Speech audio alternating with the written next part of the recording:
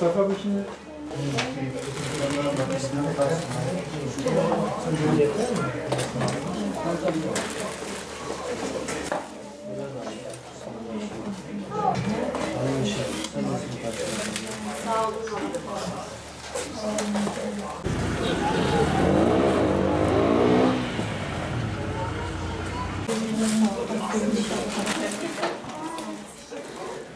Bismillahirrahmanirrahim. Başkanım.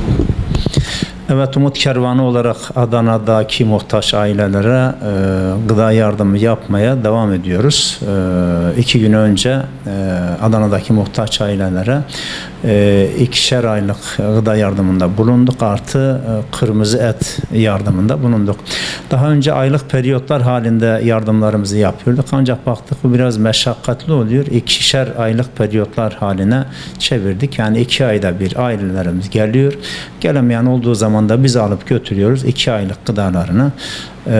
Artı onun dışında işte kırmızı et ya da başka bir verilmesi gereken yardım varsa onları yapıyoruz. Onun ayrıca elbise yardımımız da peyderpey devam ediyor. Yine okulun başlangıcında kırtasiye yardımı yapmış. Tabii bizim yardımlarımız sadece yurt içiyle sınırlı değil. 7 Ekim'den beri biliyorsunuz Gazze'de bir savaş var.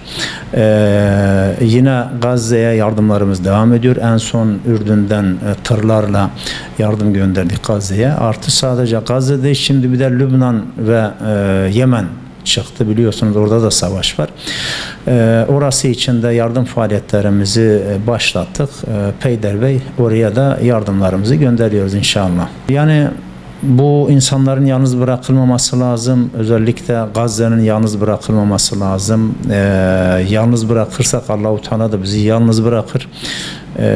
Yani gerçekten biz istersek yardım yapabilecek durumdayız. Yapabileceğimiz çok şey var. Maddi yardım yapabiliriz, boykot yapabiliriz, dua yapabiliriz. Onları yalnız bırakmamamız lazım. Benim Müslümanlardan, hayırseverlerden isteğim, çağrım budur.